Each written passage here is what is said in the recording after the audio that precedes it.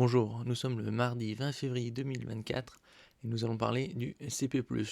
Le CP+, c'est un salon qui se passe au- à côté de Tokyo et qui aura lieu du 22 au 25 février. Que peut-on attendre du plus grand salon mondial de la photo? Organisé du 22 au 25 février prochain près de Tokyo, le CP+, est, depuis la mort de la Photokina de Cologne, l'un des deux plus grands salons de la photo. Sur leur terre, les grandes marques japonaises devraient rivaliser à grands coups d'annonce.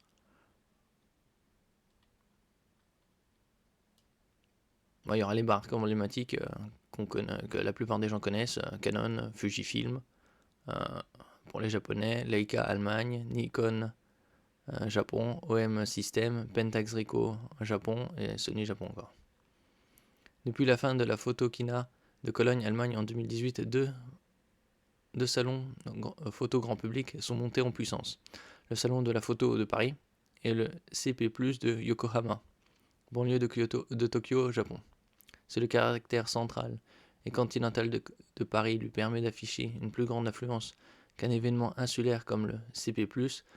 Ce dernier a l'avantage de se tenir sur la terre natale de la quasi-totalité des marques photo, ce qu'il perd éventuellement en audience internationale et le gagne en légitimité industrielle. Oui, parce que ça couvre toute la planète. Ceci est particulièrement vrai en 2024 où le fait que nous soyons dans une année de JO propice de renouvellement du matériel, le secteur profite du regain d'intérêt la part de des nouvelles générations. Une bénédiction pour le secteur après des années de déclin liées au remplacement des compacts photos familiaux par les smartphones. Oui, les compacts ont été remplacés il y a presque 5 à 10 ans par les smartphones avec une qualité photo bien sûr égale voire supérieure aux compacts. Maintenant, la photo, c'est plus dans les réflexes et les hybrides. Canon fera-t-il monter la sauce avant les JO? Le numéro 1 mondial de l'image n'a pour l'heure rien laissé fuiter de ses intentions, mais en tant que membre du club très fermé des marques sportives, aux côtés de Nikon et désormais Sony, Canon se doit de se secouer les puces. En effet, chez la concurrence, le Nikon Z9 est une bête de course, 45 mégapixels, vidéo 8K, rafale et suivi pro. Tandis que l'Alpha 1.9 Mark III de Sony est une vraie démonstration de supériorité technologique avec son incroyable capteur obturateur global, sa rafale à 120 images secondes et sa puce IA dédiée au suivi des sujets. Oui, maintenant avec la photo, la vidéo, tout sera lié avec la IA. De plus en plus, ça fait déjà quelques années que ça commence là, mais ça va s'accentuer, ça va s'améliorer et tout. Face à ces deux monstres, le OS R3 est le plus vieux et le moins bien disant des boîtiers de sport. Les JO qui auront lieu à Paris cet été 2024 semblent être le moment parfait pour lancer un tel boîtier, et le CP+, le lieu idéal pour commencer à travailler les attentes des photographes. L'autre renouvellement qui pourrait être annoncé ou entrevu durant le salon japonais serait un éventuel EOS R5 Mark II, alors que Canon a rapidement fait évoluer son R6 pour donner naissance au R6 Mark II. La marque a fait vivre plus longtemps son R5. Aucune information solide n'a cependant fuité. La réponse arrivera donc aux alentours du 20 ou 21 février prochain. Bon, probablement ça sera vu que ça se tient du 22 au 25, peut-être ce sera annoncé plutôt le 22. On verra. Fujifilm, l'année de l'APS-C et un nouveau X100. Après une année 2023 riche en lancements moyen format, un boîtier et 3 optiques, 2024 serait, selon le cycle de Fujifilm, une année APS-C. Le souci étant que pour l'heure, la gamme de Fujifilm est assez complète et moderne dans ce domaine, entre le X-T5, X-H2, X-H2S et X-S20. Si l'on projette à partir des modèles existants, il restait potentiellement de la place pour un remplaçant des vieillissants X Pro 3 et XT30. Mais la montée en gamme de Fujifilm laisse imaginer une autre histoire.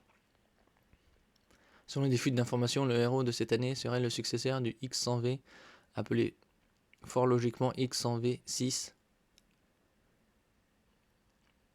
et qui devrait être une star des salons. Cette 16e itération du format X100 recevrait la plateforme technique complète du XT5, avec capteur 40 mégapixels, X-processeur 5 et stabilisation mécanique du capteur. Ouais, la stabilisation mécanique, c'est tout à fait normal, puisque sur ce genre d'appareil, c'est le mécanisme qui prime que plutôt que stabilisation optique. Des ajouts qui pourraient s'avérer révolutionnaires pour l'appareil numérique le plus emblématique de la marque, l'inconnu étant évidemment le prix. Bon, ce sera probablement annoncé, hein, c'est le but du salon. Leica n'est pas sur ces terres. Leica étant une marque allemande, la seule chance d'annoncer sur un salon asiatique concernerait une ou plusieurs éditions spéciales de boîtiers existants, ce qui n'est pas à exclure puisqu'une bonne partie de ses plus grands et riches fans sont précisément asiatiques.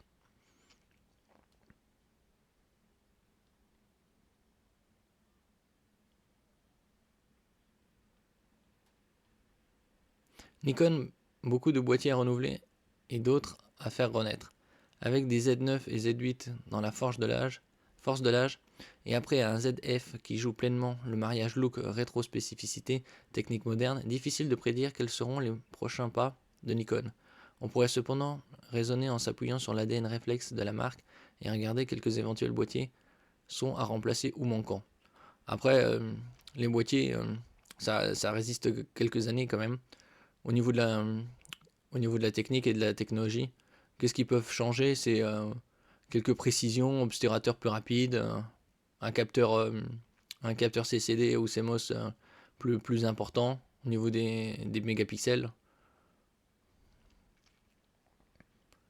Pour ceux qu'on imagine remplaçables, il y a les Z5, Z6 II, Z7 II affichant entre plus de 3 ans et bientôt 4 ans au catalogue. L'essentiel de la gamme plein format est vieillissant. En vieillissant, c'est entre guillemets 3-4 ans non plus.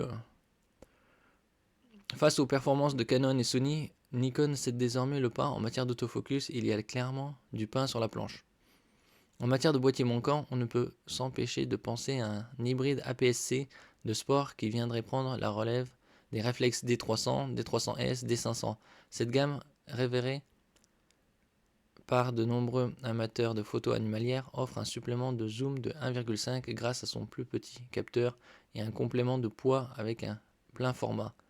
Pour l'heure, Nikon n'a à cocher que d'hybrides APS-C très médiocres, pas de stabilisation mécanique, AF, mou du genou, une bonne surprise reste donc possible. Ouais, ils sont obligés si la stabilisation mécanique, c'est quand même, c'est la base quand même pour des appareils photo haut de gamme. OM System en mode consolidation. Si l'on se fie au lancement d'OM System le mois dernier, un OM1 Mark II avec des nouveautés essentiellement logicielles et un 150-600 made by Sigma, on ne s'attend pas à des nouveautés fracassantes de la part de la marque. Celle-ci est d'ailleurs en pleine consolidation. Son OM1 et maintenant le Mark II est toujours très demandé, son petit format de capteur constituant un avantage dans de nombreux usages. Avec son recentrage sur les usages nature, OM trace désormais sa route dans une niche. Ceci laisse peu de place à un éventuel successeur du Pen F et aux belles heures des boîtiers micro 4 tiers, très petits et compacts. Pourtant, la demande montante en compact expert X100 de toute génération, Ricoh GR3 3X, laisse espérer que les dirigeants d'OM System daignent se rappeler l'héritage historique d'Olympus.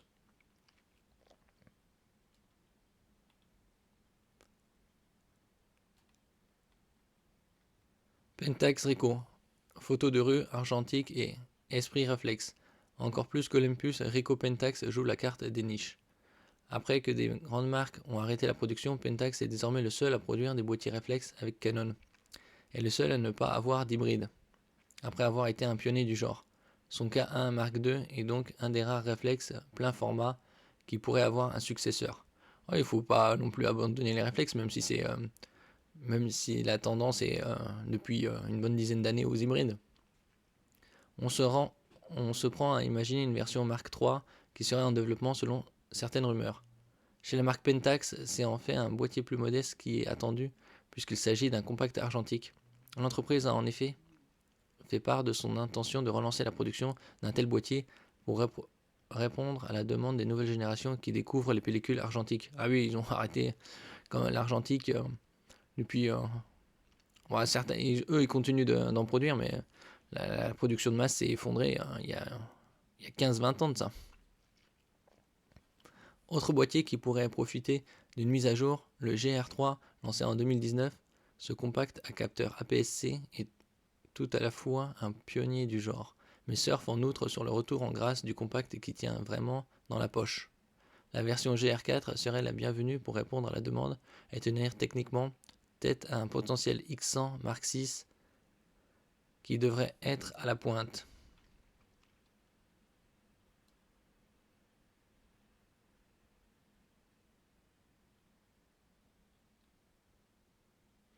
Sony la joue force tranquille.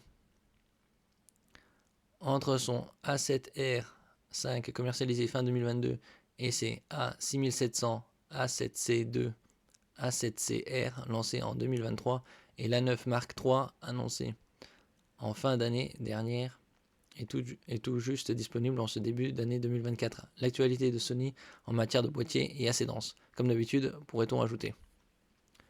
Mis à part des fuites concernant un ou deux zooms compacts, rien à filtrer en matière d'annonce à ce CP3. Comme tous les mastodontes, Sony n'est de toute manière pas très friand des lancements majeurs perdus dans le bruit de la concurrence. Oui, il vaut mieux. C'est pour se comparer à la concurrence, mais aussi faire ses propres lancements, se démarquer des autres, pour en parler davantage, et pas être noyé. Si l'on imagine volontiers un successeur aux A7 IV et A7S3, qui ont respectivement 3 et 4 ans en octobre prochain, rien ne laisse présager un renouvellement en ce début d'année. Sony pourrait accepter de lâcher une éventuelle feuille de route optique en enrichissant sa gamme de zoom téléobjectifs afin de coller à son A9 Mark III. Toutefois, ce ne sont que des suppositions. Oui, de toute façon, 3-4 ans pour des réflexes de haut de gamme, il n'y a pas trop intérêt de les renouveler avant au moins 6-7 ans, c'est un peu comme les consoles. Hein. C'est de la mécanique de pointe.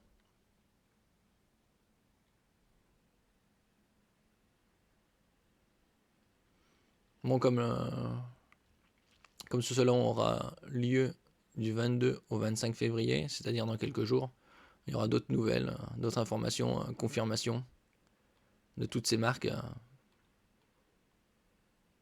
japonaises principalement. Merci pour votre écoute, vous pouvez laisser un commentaire, un j'aime, partager et vous abonner à la chaîne. À la prochaine fois.